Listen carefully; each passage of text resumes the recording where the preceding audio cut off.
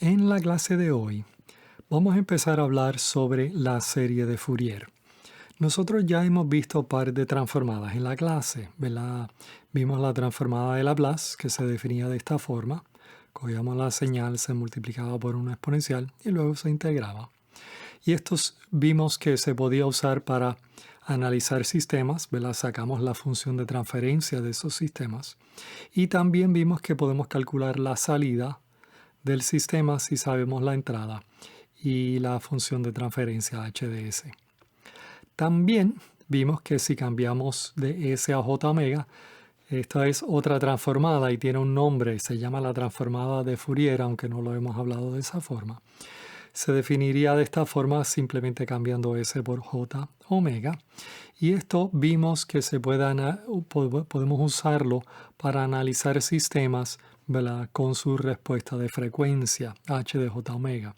Y esto fue lo que nosotros usamos para hacer nuestros diagramas de Bode. Vamos a ver otra transformada ahora. Y esta se llama la serie de Fourier.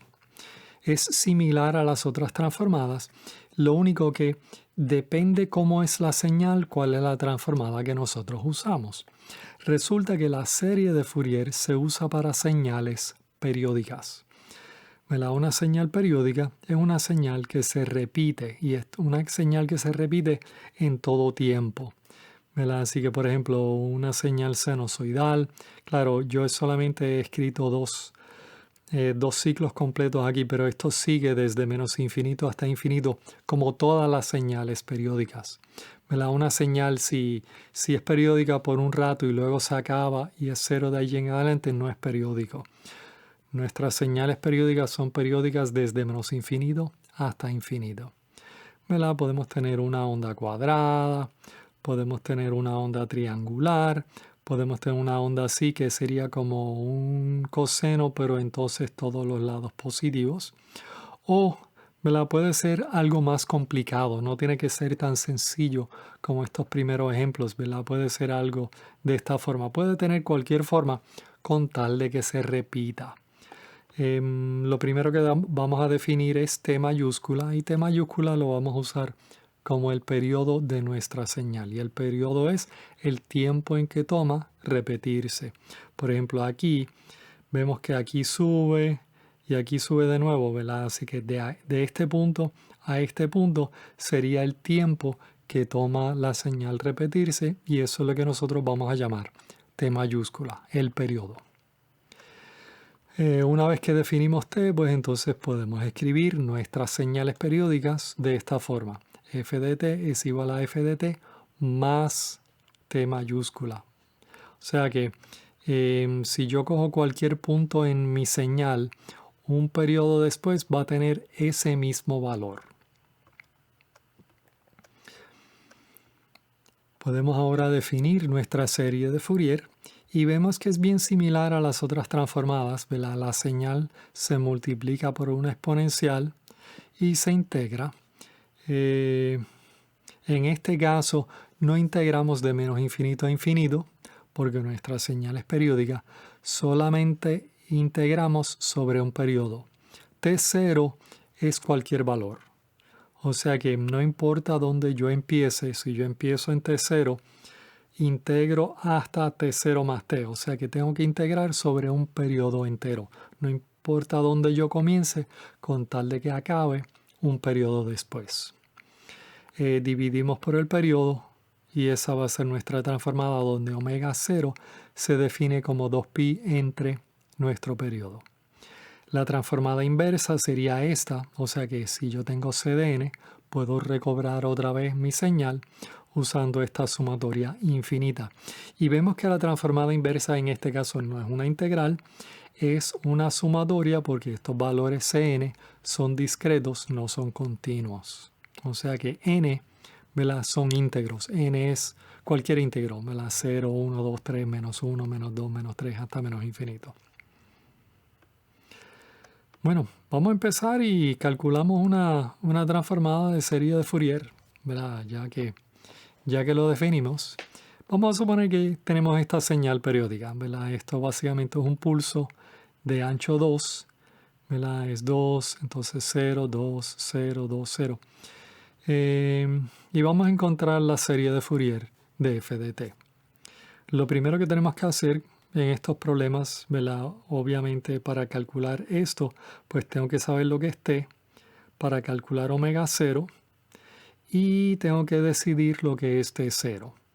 F de t pues obviamente está dado en el problema.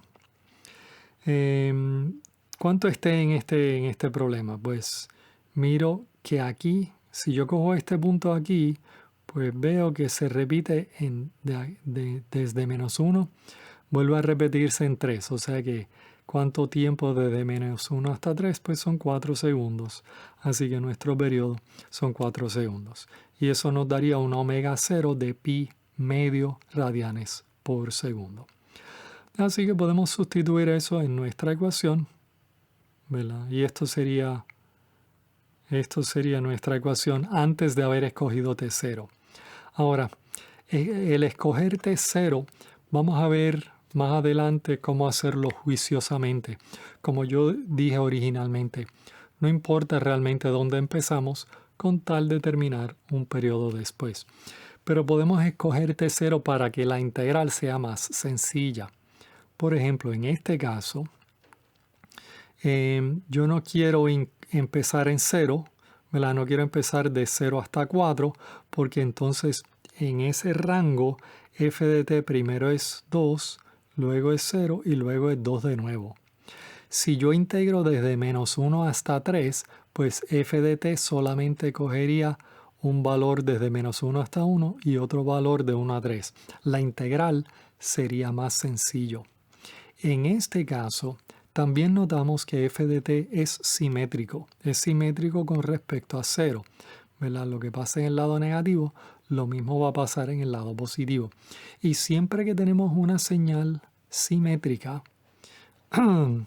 es típicamente más sencillo integrar, ¿verdad? Desde en un periodo incluyendo 0 como el punto medio. Así que en este problema voy a integrar desde menos 2 hasta 2.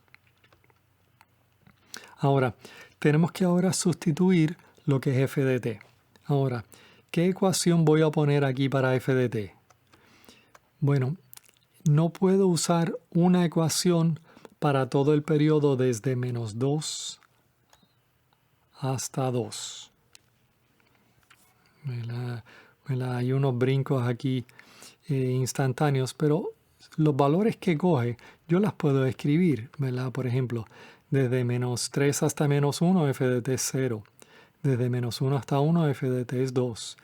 Desde 1 hasta 3, f de t es 0. Y podría seguir, pero estos son los únicos valores que nosotros necesitamos si es que estamos integrando desde menos 2 hasta 2. ¿Verdad? Por ejemplo, si yo rompo mi integral en tres partes, de negativo 2 a negativo 1, negativo 1 a 1 y de 1 a 2, pues ahora puedo sustituir los valores de f de t en mis integrales. ¿Verdad? En el primer intervalo, pues f de t es 0. En el segundo intervalo, desde menos 1 hasta 1, pues es 2. Y de 1 hasta 2 de nuevo es 0. Así que la primera integral y la última integral son ceros. La única que tenemos que evaluar es la del medio. Vamos a sacar el 2 para que nos da un medio y entonces tenemos que integrar esto aquí. Y esto es relativamente sencillo, tenemos, ¿verdad? Solamente una integral. Una integral con una exponencial para integrar. Pero integramos, ¿verdad? 1 entre esto evaluado en negativo 1 y 1, que nos daría esto aquí. Ahora, queremos simplificar esto.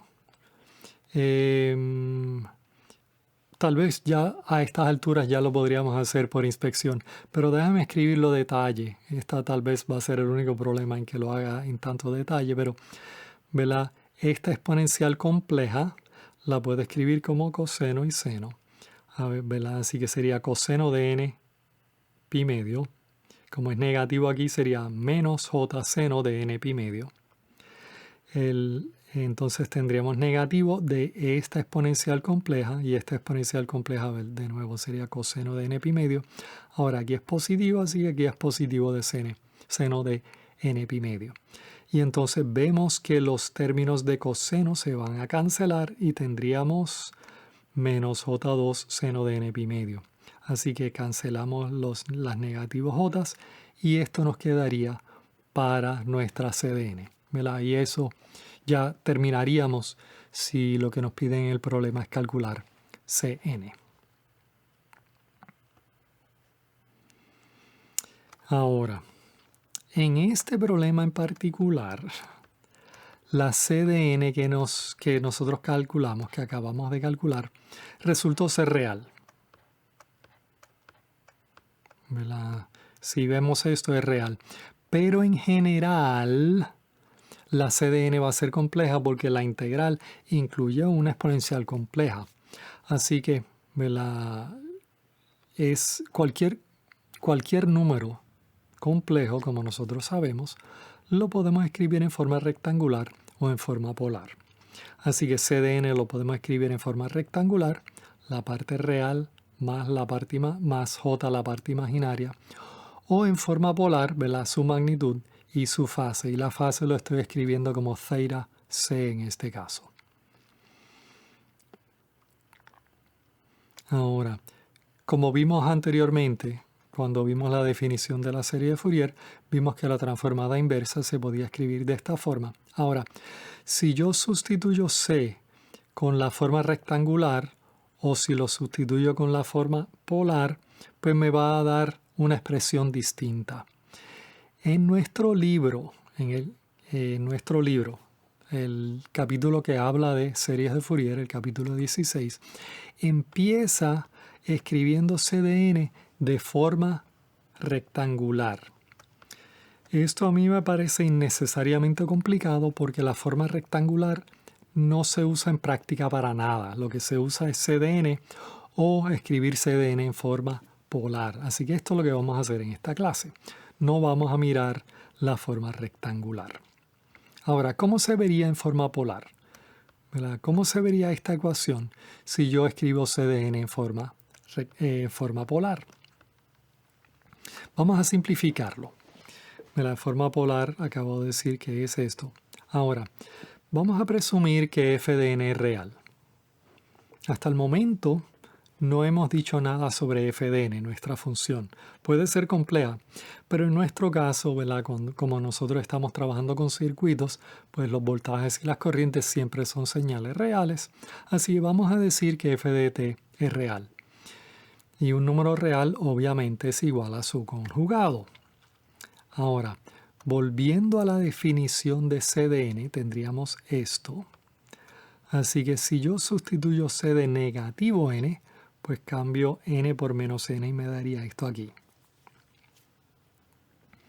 Si ahora cojo el conjugado de ambos lados, voy a coger el conjugado de esto y voy a coger el conjugado de todo esto. La t es real, así que el conjugado de eso no cambia nada. Ahora tengo el conjugado de esto aquí.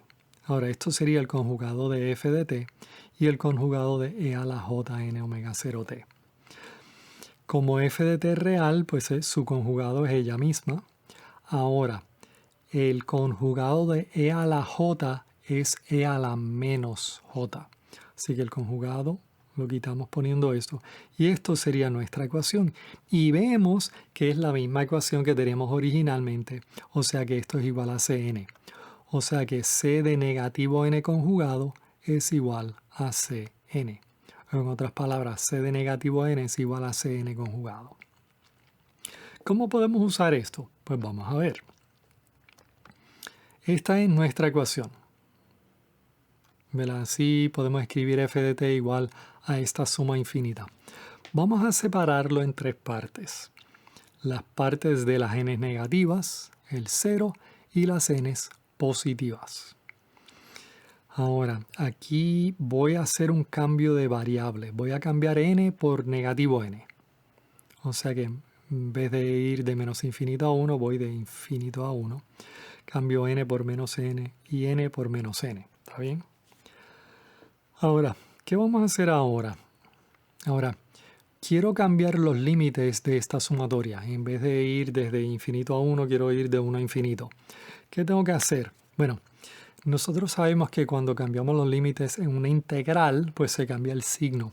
Aquí no, ¿verdad? Porque aquí estamos sumando. Y si yo sumo números, si yo sumo 1 más 2 más 3, o si yo sumo 3 más 2 más 1, me va a dar el mismo resultado. Así que puedo cambiar los límites sin cambiar el signo. Y me daría esta ecuación aquí. Estoy haciendo esto para que yo pueda entonces juntar estos dos términos en la misma sumatoria, ¿verdad? Aquí tendríamos esta y esta otra. Así que tengo la sumatoria de Cn más Cn conjugado y los conjugados. ¿Para qué hago eso? Bueno, yo miro y si yo saco el conjugado aquí, saco el conjugado de Cn, saco el conjugado de esto, ¿verdad? Saco el conjugado cambiándole el signo, como habíamos hablado ahorita. Y veo que tengo dos términos, un término y el mismo término pero conjugado. ¿Qué pasa cuando a un término yo le sumo el conjugado? Pues sabemos que lo que nos da es la parte real, ¿verdad? Cuando yo cojo un número y le sumo su conjugado, la parte imaginaria se me cancela y me quedo con dos veces la parte real. Así que tenemos esto aquí.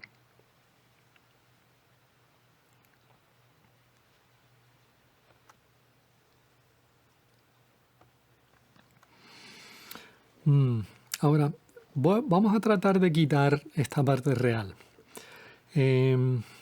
Así que déjame escribir C de n en forma polar, ¿verdad? Como su magnitud y su ángulo. Y como aquí tengo dos exponenciales multiplicadas, puedo sumar los exponentes.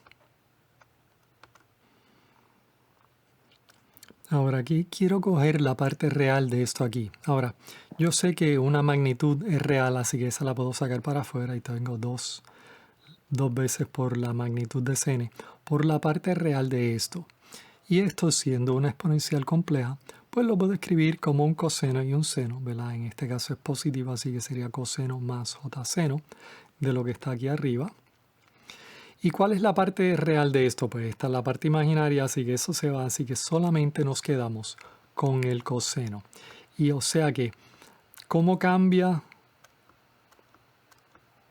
nuestra ecuación si escribimos C de n en forma polar? Pues ahora podemos escribir nuestra ecuación de esta forma, ¿verdad? Lo podemos escribir de esta forma aquí.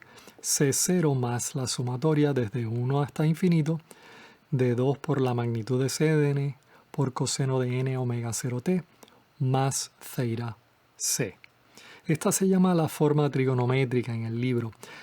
Ahora, en el libro no lo escriben así, ¿verdad? Usan a de n para la magnitud del coseno. Y este ángulo aquí no escriben ceira c, escriben menos ceira n. Así que simplemente an es 2 por la magnitud de c de n y ceira n es negativo c. O sea que una vez que nosotros calculamos c de n, calcular an o ceira n se puede hacer fácilmente.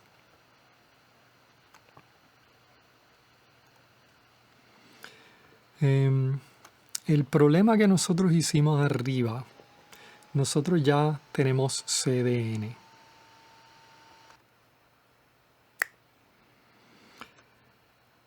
Así que ya tenemos la forma,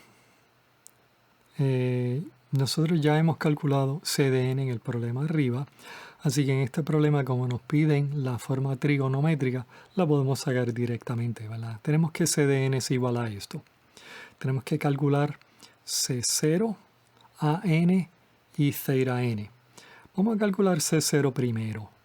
Ahora, ¿qué sería Cn cuando n es igual a 0? ¿Verdad? Tendríamos seno de 0 entre 0. Así que, ¿verdad? Seno de 0 es 0, así que tendríamos 0 entre 0. Tenemos que usar L'Hopital. Usen L'Hopital para calcularlo. Esto no es muy complicado. Calculen lo que es. Verifiquen que la C0 que les da es igual a 1. Ahora, ¿qué tal AN? Pues sabemos que AN es 2, la magnitud de C de n, así que sería la magnitud de esto. Multiplicamos esto por 4, entonces tendremos 4 entre la magnitud de n por pi por la magnitud de 0 de n pi medio. tenemos que poner la magnitud aquí porque sí, el seno puede ser positivo o puede ser negativo. Las AN en realidad solamente las calculamos en esa sumatoria para N positivas, ¿verdad? En esta expresión, ¿verdad? Solamente vamos de 1 a infinito, así que las N nunca son negativas. Así que podríamos quitarle los valores absolutos aquí, porque N, los únicos términos que nos interesan serían N positivas. Y entonces, ¿cómo calculamos el ángulo? ¿Cuál es el ángulo de esta cosa aquí? A primera vista uno diría, pues es real, así que el ángulo es 0. Resulta que no, y vamos a ver por qué no. El problema es que este término aquí puede ser positivo o puede ser negativo. Como yo dije, para n positivas, este término siempre va a ser positivo, pero el término de seno pues puede ser positivo o negativo, ¿verdad? Cuando n es igual a 1, ¿qué sería? Seno de pi medio, pues seno de pi medio es 1. Cuando n es igual a 2 sería seno de pi, que es 0. Pero cuando n es igual a 3, seno de 3 pi medio, pues es igual a negativo 1. O sea que Cn puede ser positivo o puede ser negativo. Ahora, ¿qué tiene que ver eso con el ángulo de la señal? Bueno, por ejemplo, si yo tengo un número 5, ¿cómo lo escribo en forma polar? Pues tengo que escribir su magnitud y su ángulo. Ahí sería 5 con ángulo de 0. Ahora, ¿cómo escribo negativo 5 en forma polar? ¿Verdad? No puedo poner negativo 5 con ángulo de 0 porque la magnitud pues, no puede ser negativa. Así que es 5 con un ángulo de 180 grados. O de negativo 180 grados es la misma cosa, ¿verdad? 180 o menos 180 nos lleva al mismo lugar. ¿Verdad? Si uno piensa en el plano complejo, 5 está en un lado, negativo 5 está en el otro lado, o sea que la distancia del origen es 5 y el ángulo es 180. Ahora, así que números negativos las tenemos que escribir de esta forma. O sea que como nuestra CDN puede ser positiva o puede ser negativa, también el ángulo o es 0 o es 180 dependiendo si CDN es positiva o si CDN es negativa.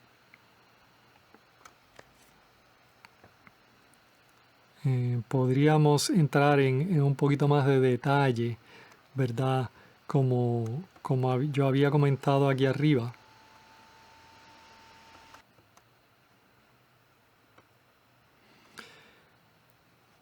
Si n es par, 2, 4, 6, 8, 10, seno de n pi medio va a ser 0.